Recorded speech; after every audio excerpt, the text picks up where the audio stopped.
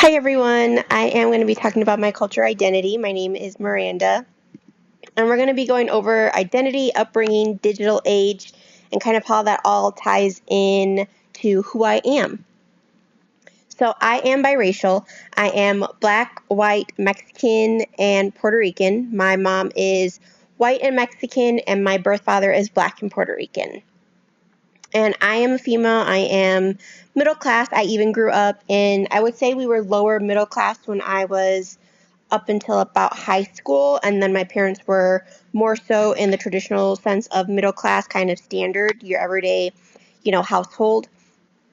But my life has been enriched by Latina superstitions and culture, quinces.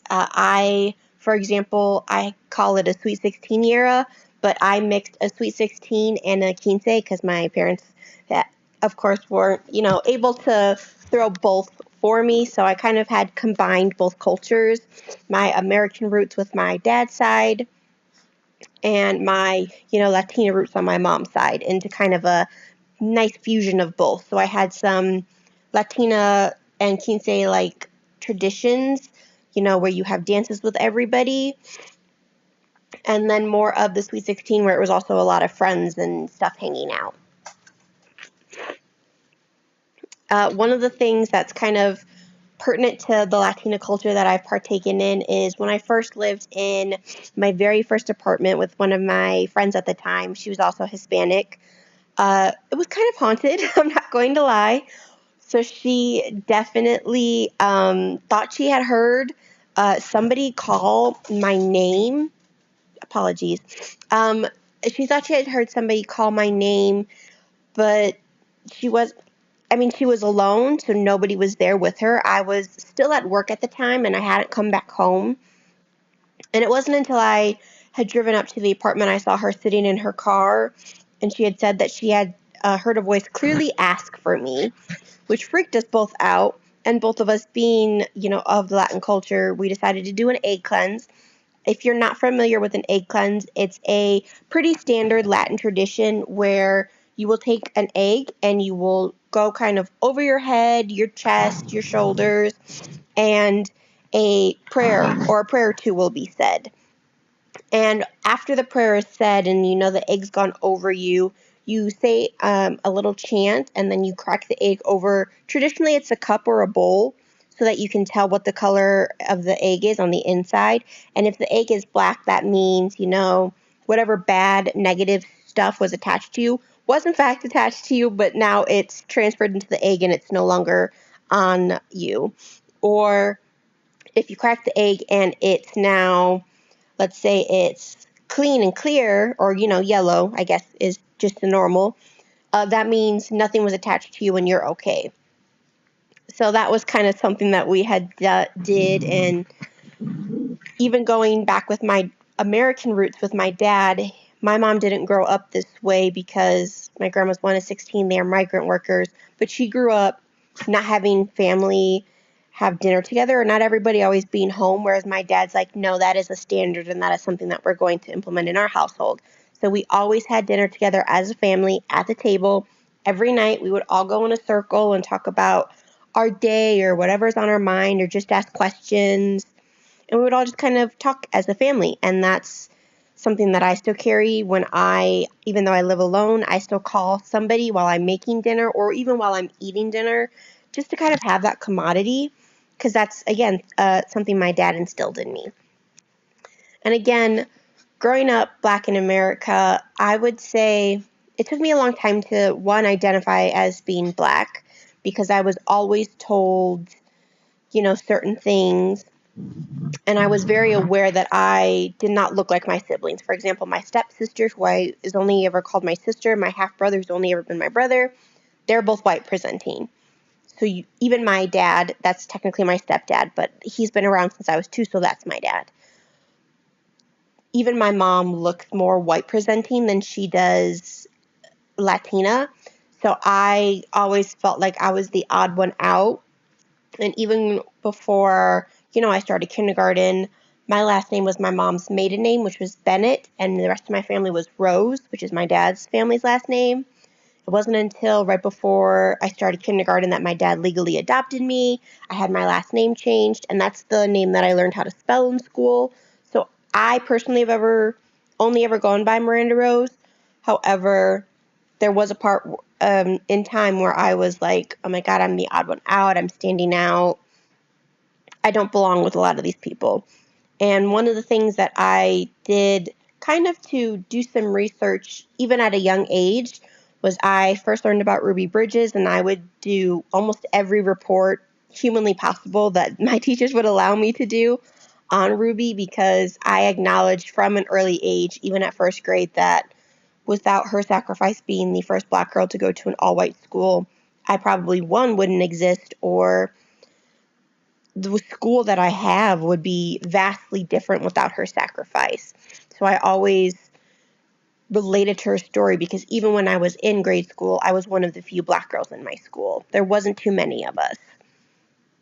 And again, even in my social and educational upbringing, I was a no sabo kid, which is just a loose translation of somebody who is of Latin descent but does not speak Spanish. And even a lot of my friends, they've had to teach themselves, Spanish, because there was such a stigma growing up when our grandparents and our parents were being raised that you weren't, it's a shame, or they were ashamed to be proud of their culture.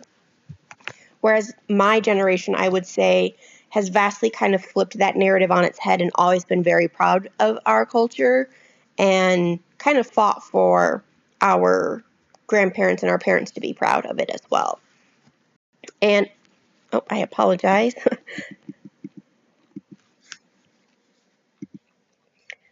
But I do relate to, the American culture in more of a liberal sense, where our founding fathers really did want to kind of create a better world and opportunity for different people. And I like to think that I'm kind of an example of like what America can be and what it could stand for, and kind of what we think it should be and what we were kind of raised to think it was. You know, I don't align myself politically with kind of a lot of the climate that's going on today, but I still am. My parents are veterans, they're Republicans. I'm still proud of some of the sacrifices of the people who came before me, but I can also still, stand back and look at things in a different lens, and just acknowledge that I think we still have a long way to go, but I'm willing to be a part of the solution. And even in kind of my upbringing, I reference RuPaul, YouTube, Vine, TikTok. I did not grow up in an age without computers. I only know life with computers. So I always find it interesting when I do interviews and they asking about computer literacy and how comfortable people are with it. And I'm like, I don't know life without it. I did not have to use a dictionary. I don't remember people who had to use a dictionary. And I have a very different upbringing than my sister, who was born in 1990 and I'm 95. And again, even the digital age has like vastly shaped how I interact and talk and do things, because I grew up with the YouTube and I was introduced to RuPaul in middle school, and social media has just always been a forefront of something that I am very used to. Again, I don't know life without it. I remember having a MySpace. Granted, it was the tail end of MySpace, but I remember my sister having one and seeing all of that happen. And although it wasn't happening directly to me, but I remember that still. So I'm able to, have conversations with people who are older than me who relate to it. And granted, there are always going to be things that sometimes, older generations talk about, or older millennials talk about, and I'm like, I have no idea what you're talking about. But for the most part, I find myself quoting these things and relating to these things, and it being such second nature to me that when I talk to my grandma and some of her sisters, I'm like, I have to remind myself that this is not kind of the things that they grew up with. So what's normal to me is definitely not what was normal to them. And in communication wise, like I am somebody who has a lot of memes saved. I use a lot of stickers. I use a lot of different, I guess you could call them niche references or jokes, but that's all I'm used to. So I have to acknowledge that sometimes when I'm talking to my parents that I will say some of these things or I'll send certain things and they're like, what are you talking about? They'll look at me like I'm absolutely crazy because that's not normal for them. They're not, I joke with my coworkers that they're not chronically online the way I am. You know, I am very in tune with pop culture and a lot of the things that is going on, but I acknowledge that my peers aren't. So it's kind of a interesting thing because I have my brother, for example, who he's much more reserved, and I joke that he's an old man in a younger man's body. He's about 3 years younger than me, but I've always related more to things his generation have said and done and understand, whereas he relates more to a lot of the things that like my dad's generation says and does because that's also who he works with and that's who he's around most of the time.